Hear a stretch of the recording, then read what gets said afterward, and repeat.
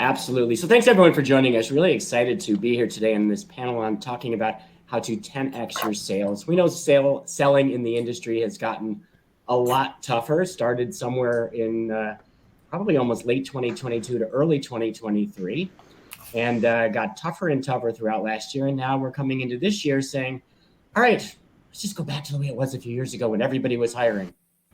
But we're here to talk about strategies to help everybody to sell more. So for those who don't know me, I'm David Cerns, the co-CEO at Haley Marketing. And if we could, let's just go around and do a quick introduction. So ladies first, Julie, if you would start. All right. Well, hello, everybody. So happy to be here. My name is Julie DeGolier. I am president and owner of Job Store Staffing in Denver, Colorado. And we are a staffing firm and recruiting firm. So we specialize in administrative, customer service, warehouse, production, and then we do professional placement too, with higher level positions in accounting, HR, and then higher level management in distribution. We are one of the larger independent staffing companies in Colorado, and it's just a pleasure to be here and share with you all. Awesome. Thanks, Julie. Jeff, how about you? Hi, everyone. I'm Jeff Statz, Chief Marketing Officer here at Haley Marketing. I'm also your resident automation nerd and doing all sorts of stuff. So I'm all for the sales automation and sales and marketing alignment. All right. Thanks, Jeff. And Brad.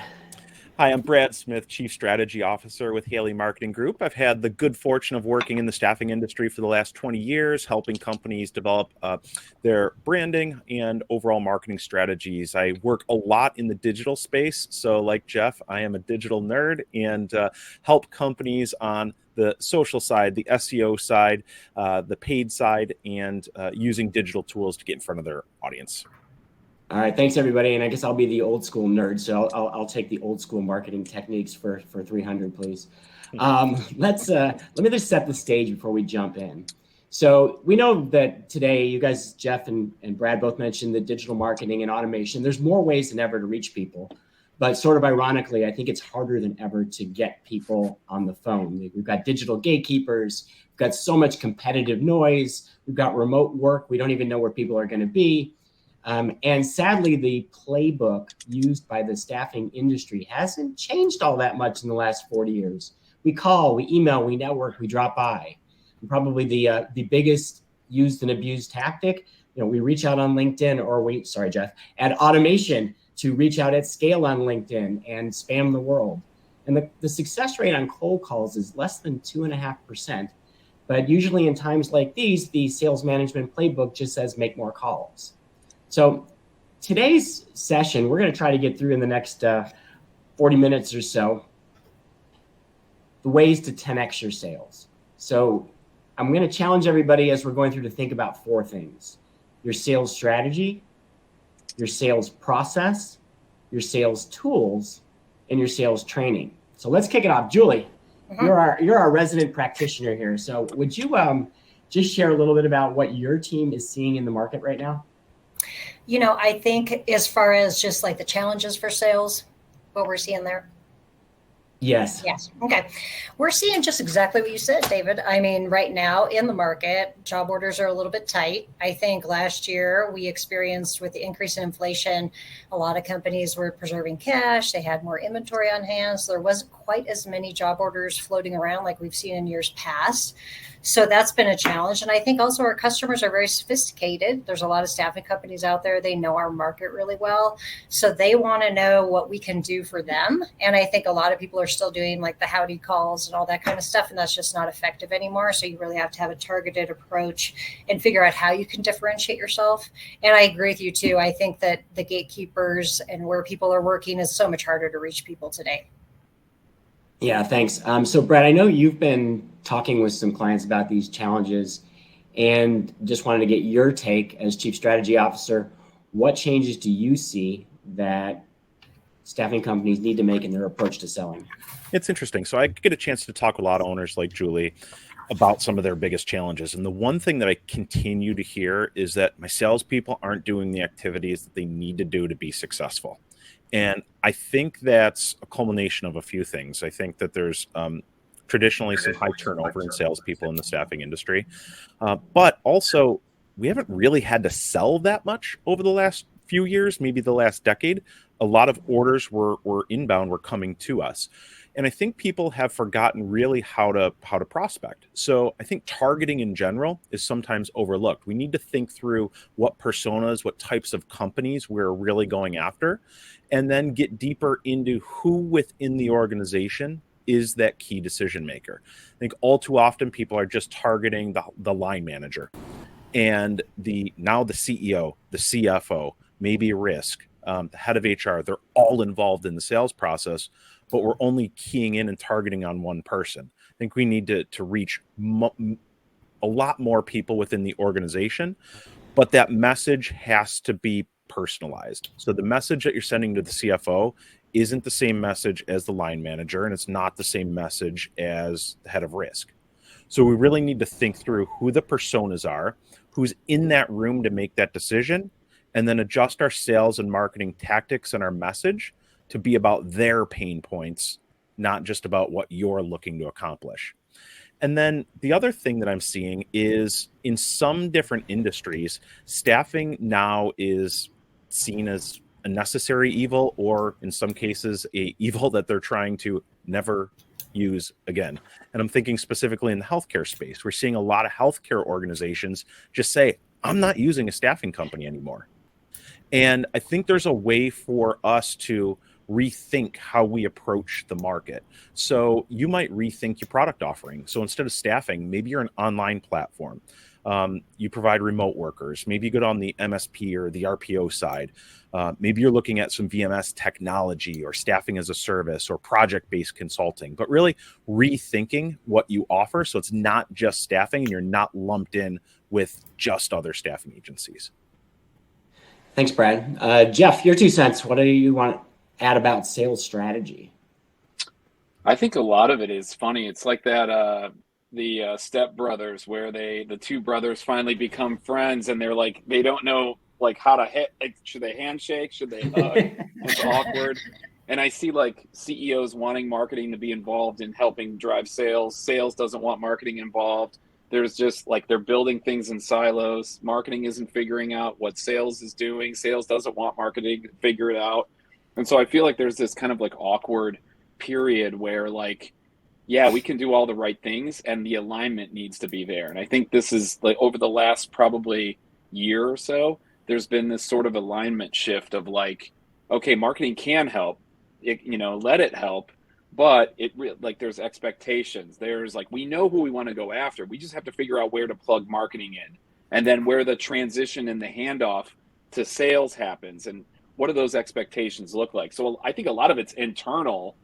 Like we're creating these engines in silos, and we need to be able to come together and say, this is exactly what we need to do. Yeah, Jeff, one of the things that you and I have talked a little bit about, and I think it's tough in staffing is because there's not that many platforms that allow you to do this, is the concept of lead scoring. So, right.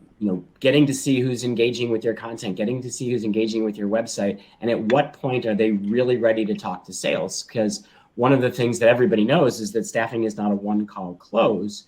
And so the salespeople are often trying to jump into the conversation very early, prospecting, but then there's not really that marketing push to get the prospect ready to talk to sales. And so we waste a lot of sales times on people that are not ready, not qualified, as opposed to scoring them and really tracking their behavior so that we can hand them off at just the right time. And then the sales team actually likes the marketing department. So we like that too. All right. So Julie, I would be remiss if I didn't plug the fact that this is your company's 50th anniversary in business. Congratulations. That is one heck of a milestone. Thank you. So as you think back on your experience in the industry, and I believe you're like me, that it was a family staffing business. So mom's experience in the staffing industry, how have you seen your sales strategy need to change as we come into 2024? That's a great question. And, I know the company's been 50 years in business, haven't been there all 50 years, as you may assume, but we've definitely seen a sales strategy. When you were -5, I got it. Yeah. We definitely see the sales strategy has changed so much over the time, because when I first started with JobStore back in 1991, we were doing that, pounding the pavement, all the calls, all those types of things. But I have to say today, we kind of take a more focused approach when we look at our sales strategy. So like even this year, I'll give you you an example. We go out on a listening tour with our customers. So we go around and ask them all kinds of questions like, why are you using our service? What is it about our company? What do you like about our competitors? What service offerings are you getting that you don't see that we have, or what technology? And so we're always learning and listening to them. And then we take that back and we look at our value statement, which can be through all of our marketing channels, like what Jeff was saying. Is it talking to our customers? Is it helping with the pain points? And then we have to go back and refine that. And then also to your point, David, we really look at who our target customer is. We have a very defined target customer within our company, because if you're just going to shoot arrows everywhere, you're never going to go anywhere. So you really have to figure out who is your best customer, because not every client out there is my best customer. And then really have a focused approach for each market, like who do we want for our customers, and use that value message with that. So that's kind of how we've been working our strategy recently, instead of just throwing everything out there and see what we can get. I was smiling as you were saying that, because I was thinking back on my father at one point in time, literally handing new salespeople a phone book and saying, there's your prospect list. Right. And the idea of making sure that you're painting a very clear picture for your sales team of, this is who we target, how we fit those businesses, why we're a good match. These are the different decision makers in those companies. This is the value we add for those different decision makers. That's a much more strategic way to approach your sales process. I love that you're doing that. Yeah. All right. So we're going to move on from the high level strategy and now getting a little deeper into the process. And when it comes to selling staffing services, there's a lot of different approaches you might take. So Jeff, what are some of the things that you're seeing your clients do, staffing companies do, in terms of their process for selling? Anything. So they're like, yeah, let's just do something, see what happens.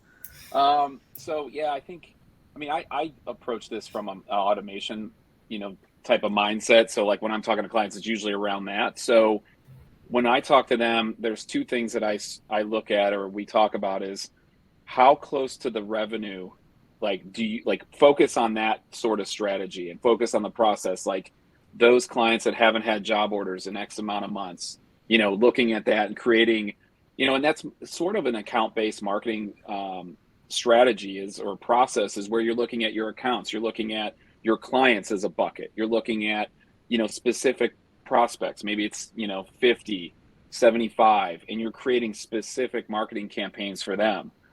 The other thing I'm seeing is it used to be 8 to 10 touches. Now it's 15 to 17 to 3 million touches to get a response. And so looking at multiple touch points. So the calls, the LinkedIn messages, again, you got to make sure that they're doing it. And that's what I'm seeing on automation, is we're automating a lot of these integrated direct marketing campaigns, which is great because, it helps kind of take that manual process off, but like making sure that the salespeople do it. And then there's expectations, and then there's a feedback loop, and doing all that stuff is key. I've seen others look at partnering. I've seen, the whole community aspect, building communities and building, sort of talent communities, almost a new style of NPC marketing, where you're saying, I've got this skill community or this talent community that wants to, be a part of, we've got these guys, they're engaged, and then, using that, again, old school NPC. And then I've seen, again, more of like I've seen more companies look at, can we find an influencer? Can we find somebody that is an association leader, or, some way that we can partner with them and get into their network and be able, because I think it's storytelling and validation is the key right now. And, it's just saying, like, what's our story? Who are we? What are we doing? And then how do we get that out in multiple ways? So the process is different based off of those things. Thanks. I want a couple of things you said, just build on that influencer. I smile when I hear that word, because, we tend to think of the social media influencer, and here, we're not talking the Kardashians, but there are people who have relationships with your target customers. So they could be other vendors, they could be consultants, they could be people who are internal champions. And if you can find ways to build relationships with people who already have access to your customers, from a marketing standpoint, it's often a lot more efficient to market to the influencer and then get brought in either on a referral or on a partnership level to help make that sale. If you look at an example of a company like Microsoft, okay, now I think #1 in the world in valuation. Well, how did they get there? They started by partnering with IBM and saying, let us be the operating system on your hardware. And they didn't have to sell to every PC user. They became the default operating system. So we don't see that kind of partnering as much in staffing, but there may be opportunities. You do see a little bit more on the direct hire side when you think of companies doing split fee arrangements. One company sells, another company recruits. There's so much opportunity, I think, in staffing companies to find ways to build these partnering arrangements or market to the influencers to make it easier to break into the clients they want to sell to, because there's no sales resistance like when you're direct selling. So really, Jeff talked a little bit about integrated direct marketing, and I know you've had some success in integrating marketing into your sales process. Yes. Would you tell us a little bit about some of the ways that you've put sales and marketing together to generate results? Absolutely. And I do agree that sometimes it is hard to get everything talking the same language. So we actually worked with Haley Marketing, and we had a door opener campaign. We did one a week for 10 weeks, and it was highly successful. But they were also very targeted on our value statement too. So for example, one postcard said, in today's uncertain economy, what's the key to profitability? And you flip the card over and it says flexibility. And I thought that was really good, because it is showing the client that we are a variable cost compared to a fixed cost of hiring an employee. So we've used definitely postcards, things like that. Also, we're redoing our website right now with Haley. I think it's important to make sure that that's up to date with what you're trying to do and the keywords and all that. And also all of your platforms, your social media, your website, everything is saying the same thing. So you have, one clear value statement to the companies you're trying to target. We also do, like you guys were talking about, like Jeff was talking about, the number of touches. We do quarterly campaigns where it is a 10-week, 12-touch kind of campaign. And those have been really successful. And there's many different things. It's a direct mail piece. It's a call. It's an email. It's all those things. So I think those have all been very helpful. So Julie, you mentioned direct mail a couple of times. And that's one of the things that I've heard from companies is, well, I don't want to send mail because either A, it's expensive, or B, I don't know who's going to be in the office. Are you still finding old school direct mail? And I'm the old school guy, so I'm already cheering about this. But are you finding the old school direct mail to be an important part of the mix? I think it's an important part of the mix, because I think it's one thing that people just don't like to do that much anymore. And I think, to take us back many, many years, JobStore grew off what we used to call the People Bulletin, which was a direct mailer. And we got so much business from that back in the day. We don't do that anymore, but this direct mail piece, I think, is very important, a part of our process. Thank you. So, Brad, I want to turn to your side a little bit, because I know we talk a lot internally about creating digital marketing systems. And we've been talking so far on the automation and the integrated direct marketing, more about the sales aspect of it. But the integrated direct marketing is more about the inbound leads. So you provide a lot of advice in this area. What are some of the things that you're recommending about creating digital marketing systems? So it's interesting. The one thing that I get every time I start a conversation with a staffing company about this is that they're really looking for a digital silver bullet. So I'm going to start this paid campaign. I'm going to create a landing page, and holy cow, these orders are going to fly in, and all I have to do is recruit and fill them. It's not going to happen, unfortunately. I wish it did. I really wish it did, but it's a concerted effort, and there's no one silver bullet. And I think a few people have already mentioned that earlier. You need to touch people on various platforms. You need to reach them multiple times before they make a decision. And what I'm seeing is that it might take 2 to 3 times the outreach today for half the result that we used to get. So we need to look at digital tools and technology as a way to accelerate that, because your sales reps probably can't 2x, 3x, 4x their outreach efforts. There's only so many hours in the day. But what they can do is use technology, use marketing, use digital tools, use syndication to get that content and make those impressions as many times as possible. So what I see some of the most successful companies doing is starting off by setting some sales quotas. So to Julie's point earlier, direct mail, calls, everything, set some very specific quotas. I've heard some companies have quotas as much as 100 connects a day. Most people that I talk to aren't doing that in a week. Some aren't doing that in a month. So it really starts there. And as you begin to make those connections, then you're going to see some more inbound traffic. People are going to wonder who you are. They're going to do a little bit of research. They may connect with you. They may visit your website. That's touch one.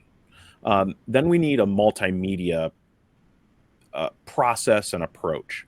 So might be in the real world, stop by, call, might be LinkedIn outreach, might be Facebook post, might be an Instagram post, might be some marketing automation, might be an email newsletter, might be a bulletin, maybe a video, maybe something else, maybe an ad that pops up and follows them. But I think multi-step is key, and different platforms are key. If you want to reach David, you may be able to get to him through LinkedIn InMail. It's not going to work with me because I hate my LinkedIn InMail because it's filled with solicitations. Jeff and Julie might have a other preferred platform. So I think it's important to be present on all of those different areas. And then I think you need to position yourself and your salespeople as thought leaders. So staffing and business in general, people don't want to do business with a company. They want to do business with a person.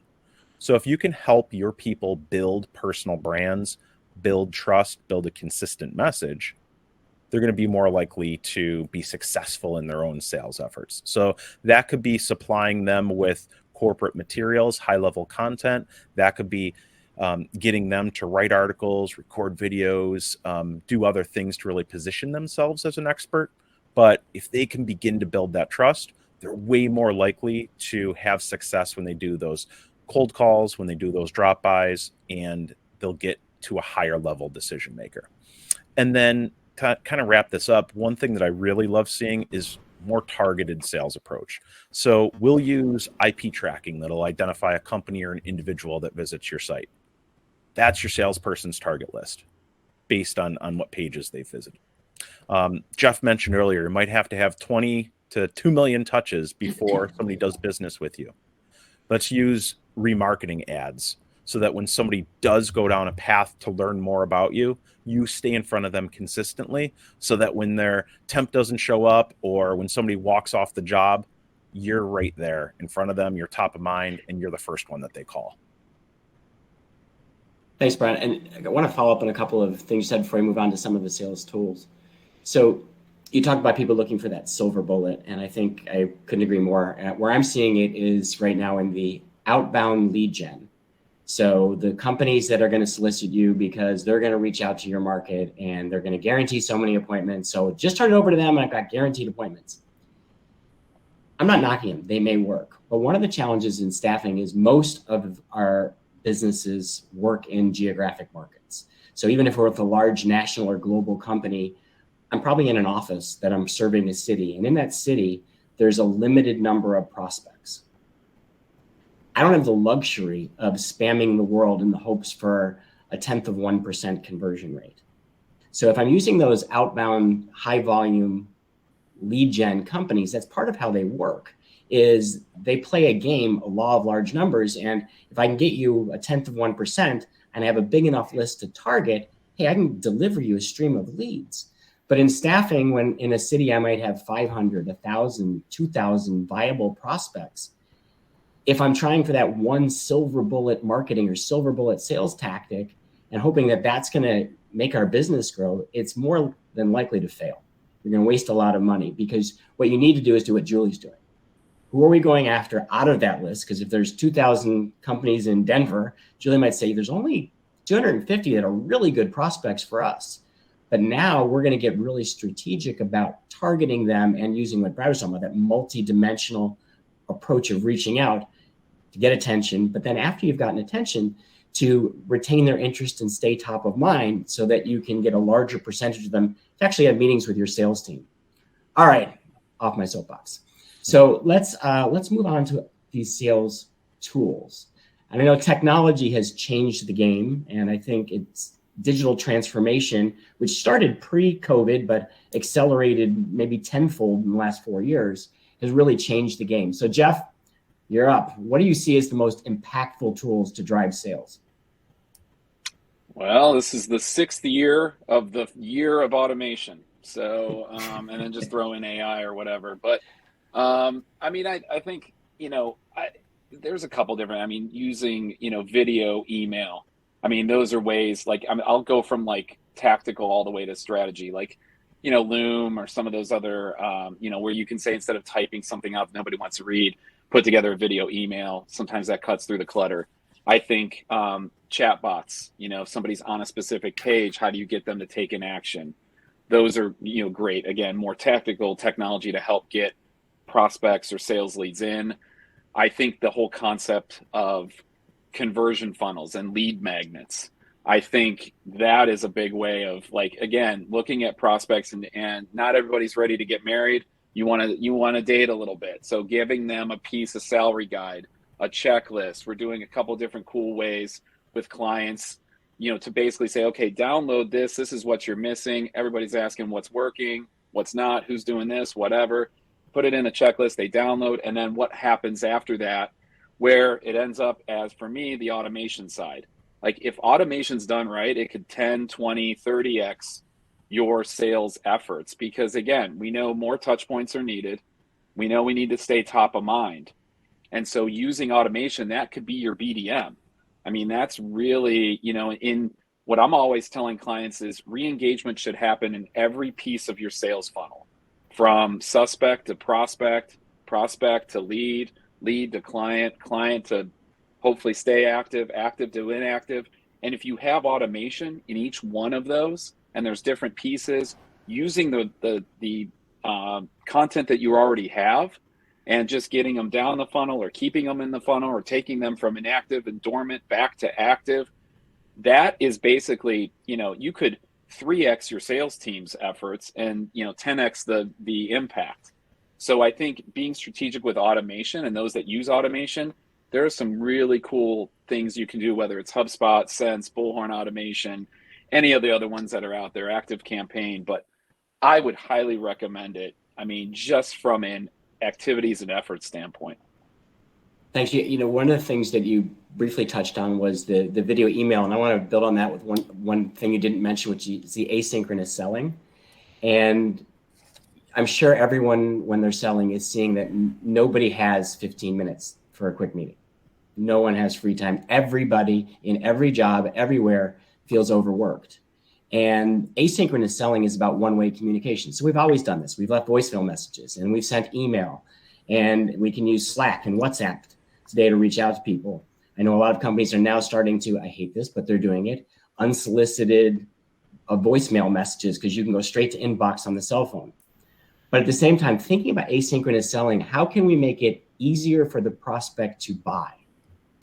Using video, that's probably the primary channel. I will tell you, in our own experience at Haley Marketing, a lot of times when somebody asks for a proposal, rather than scheduling a meeting to review it, we record a presentation of the proposal, let them watch it in their convenience, and then the meeting is to have really actionable discussions. Also with quarterly business reviews, same thing. Instead of saying, hey, let's go through a status update for 45 minutes, no, let's record a quick video where we hit the high points, let the customers see the review of how the business's performance was, and then the meeting is much more productive, and you can really focus on things that will drive existing account growth.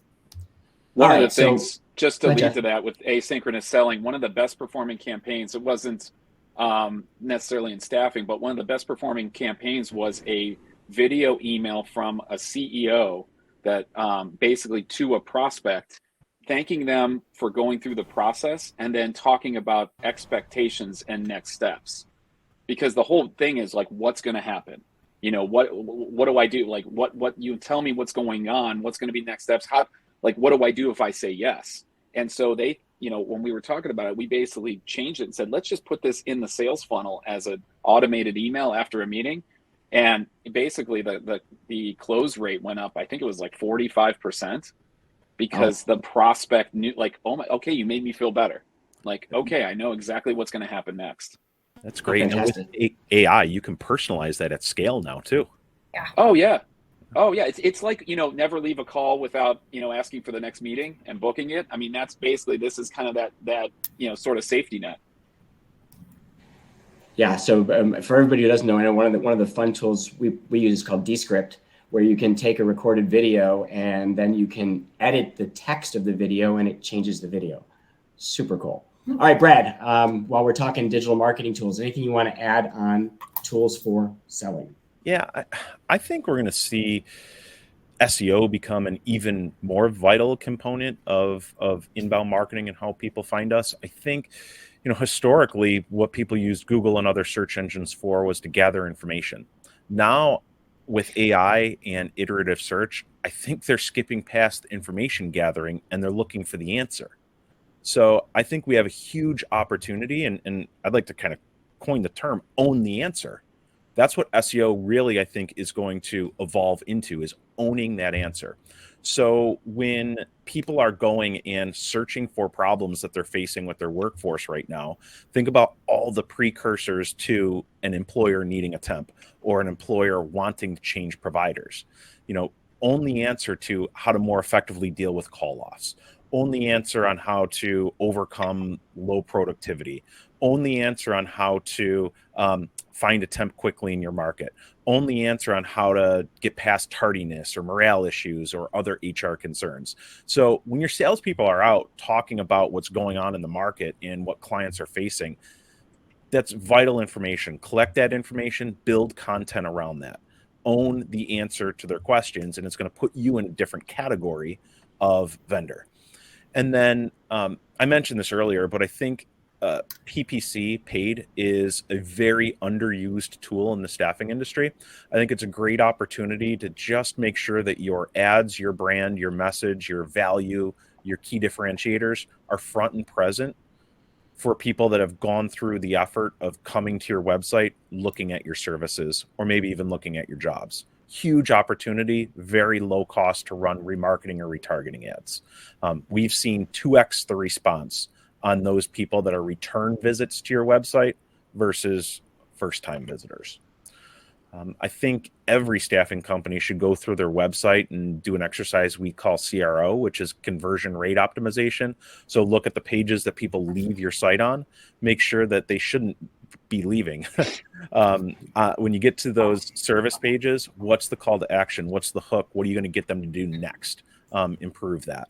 And then go old school. I love the idea, and I know you asked for digital ideas, but drop-offs, content, take the digital content that is performing really, really well and turn that into hard copy pieces that you drop off. It's going to capture people's attention and you're going to look different. And then it also gives your sales reps a higher level conversation starter other than, do you have any openings? So when's Brad's new book coming out? Own the answer. Well, it's funny. I just coined that term a little bit ago. So pretty shortly. I saw the trademark come across the screen, so you're good. All right, we have about 10 minutes left, and before we run out of time, I want to talk a little bit about sales training, because that's the last of our 4 areas to focus on. So for the last decade plus, since we came out of the Great Recession, the demand for talent has been greater than the supply, and everybody you called on was hiring. So if you could find talent, if you could recruit, you made placements. Most staffing companies had dozens or hundreds, in some cases thousands, of unfilled job openings. Well, that started to change in late 2022, and it became this ugly situation of it was hard to sell and it was hard to recruit. And now we're at a point where a lot of people who have entered the industry as sales reps have entered after the Great Recession and have never really seen an economy where you had to sell first. So Julie, when it comes to training your staff, what have you found to be the most effective ways to get people up to speed and to be really good at selling your services? That is a really good question. First, I have to say I'm very lucky that I have a very tenured and talented sales team. So they have been through some of the ups and downs of staff. So I think really what we need to do, again, kind of going back to what we were talking about, is learn what our customers want. Because if we're not really telling them what they want to hear, then basically they're just going to move on to the next company.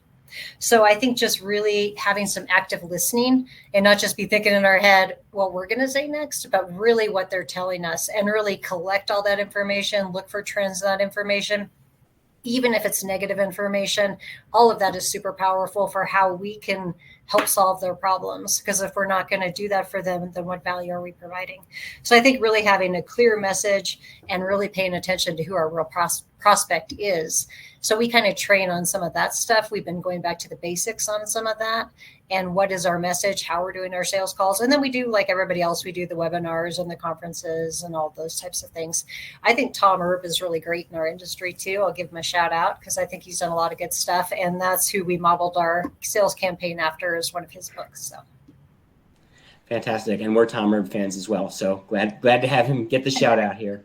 I'm going to add to my 2 cents here. One of the things that I've seen is that a lot of people who sell staffing don't really understand the economics of what our industry can do for the employer. And what I mean by that, Brad, I think you mentioned it earlier, how do we help companies to reduce costs? How do we measure that cost savings? How do we help them drive productivity? Because in most organizations, when your business is suffering, the fastest way out of the suffering is to improve productivity of your workforce. How do we help companies to mitigate risk? And what we do in the staffing industry changes the game for our clients. It went from when my parents started in the industry, you taught people what a temp was, to it became something everybody does. But I think now it's a core part of how most businesses get work done. And the percentage of their work that can be done with flexible staff actually increases every year. But we need to get back to show them the value, and we need to be able to train our people on understanding that value. And Julia, I'll ask you this, but let's open this up to everybody.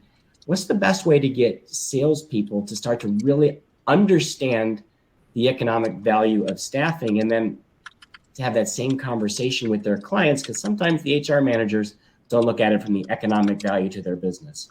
I think that is really true. And I think just like that postcard Haley Marketing did for us, I mean, making a flexible, workforce or having that variable cost versus a fixed cost is huge, because sometimes, people are in seasonal businesses, or they may have, peak times in their business, and adding staff is very expensive. So I think you definitely can address that. I just saw a stat too yesterday that 50% of the workforce they think is going to be contingent or contract by 2027. Wow. So, I mean, I think that speaks highly to what companies are seeing and what, talent wants. So we have to also be talking to our customers about the value of staffing and how we can provide that talent to them. And it can be variable to help them through their busiest times. Awesome. Thanks. Jeff or Brad, any thoughts on how to help salespeople get up to speed on the economics of staffing and bring that value proposition to their clients? David, I'm going to go way back to something that we produced a long time ago called the Staffing Users Manual. But basically, that's a long time ago. I remember that. But it literally is a 101 of the staffing industry. It provides the why, and it provides an overview of the financials behind it. Now, those numbers are woefully outdated, but I think you can supply and give your staffing team access to information like that goes in and breaks down the bill rate, goes and breaks down all of the costs associated with having that employee on your payroll, and compare it side by side to the cost of using a temporary staffing agency. I think it's a great piece, and it's a great way to explain the financials behind it and why it makes so much sense. But then beyond that, you have to train your salespeople on how to have higher level conversations. So you're not going to have the same conversation with a front end manager that you would with a CFO. And I think you can get to that level of consulting by doing internal role playing. David, I know you just did an exercise here with our team where you used ChatGPT as a role play tool to ask it questions and act like a buyer of services. I think that's a great tool for salespeople to use. Awesome. Thanks. Jeff, anything you want to add to that?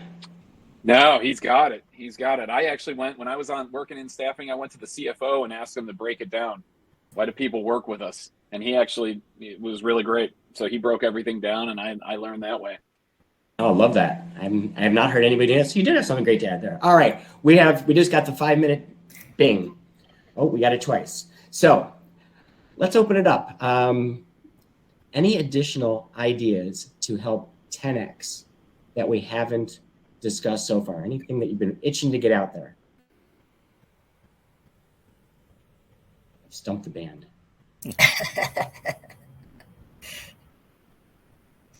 David, I love the idea. I mentioned it briefly, but looking at repackaging services. So what can you do to differentiate your services in a unique new way? And it might be, at the core, you're still providing contract staff, you're still providing temporary support, you might still be doing direct hire, but what can you do to package that and make it more attractive to the end company that's looking to solve a specific problem? I think you've said it in the past, no one's looking to buy a temp. They're looking to solve a very specific problem. So how can you help them solve that problem? I also was going to add real quickly, niche marketing. I think, I was just at a sales presentation and they were saying the riches are in the niches. And I really think that makes a more targeted message too, if you specialize in something. Mm-hmm. Yeah, the more you can be a specialist. If you think about going to the doctor, the more sick you are, the more you want a specialized physician. Right. And the same in staffing. The bigger the pain is, the more they want someone who's an expert in their industry, in the type of talent, and in the kinds of problems you know how to solve. Right. And most staffing companies are all things to all people. So. 2 questions did come in. One, didn't catch the name of the guy you recommended for sales. One was Tom Erb, ERB. And the next question came in was how to measure ROI on using multiple AI tools for prospecting and conversation. Anybody want to tackle that? I'll give my 2 cents. If you're investing in a tool, you don't buy until you know what you're trying to accomplish. You have a goal. So if I'm using a sales AI tool, I should be looking for a goal like, are we getting more appointments? Are we having more minutes of FaceTime with clients every week? If the tool is designed to make the salespeople better, are we increasing the closing rates? Is their selling more effective? The AI tools usually are very specific purpose. And then you want to see, are they generating the relative result to justify their cost? That would be my thoughts on that. Yeah, I would kind of agree. I look at overall, are we reaching more people? What's happening when we reach those people? Are we spending more time having deeper conversations or having more time on site? What's their flow through? And then is it sparking conversations? And then to David's point, looking at close rate. Yeah, I would benchmark. Benchmark what you were doing before, how it was done, and how is it better? Are you saving time and are you generating more revenue? And then what are you doing with the time that you're saving? Okay, we had a couple questions come in. I don't know if we're going to get to both before we run out of time, but one, do you think it's better to go broad when it comes to what you recruit or very niched? I would definitely say very niched. I think it's a lot easier to target your customers and provide a value statement. Yeah, I would agree. One of the things, like when we write copy for companies' websites, they're afraid of picking that focus because it excludes something that they may have been successful with. But our recommendation typically is focus on your greatest strengths. Make that your how you're positioned. It differentiates you. But if somebody comes to you because they want something else, it doesn't mean you have to say no. Right. But when you try to be all things to all people, the axiom is you end up being nothing to everyone. Right. Yep. All right, we are right at 3:30, which brings us to time. Thank you so much. Thank you, Julie. Thank you, Brad. Thank you, Jeff, for your insights. Thank you, Candidate Lee, for making this event happen and for getting me on before we ran out of time. Take care, everyone. Thanks. Bye. Thank you.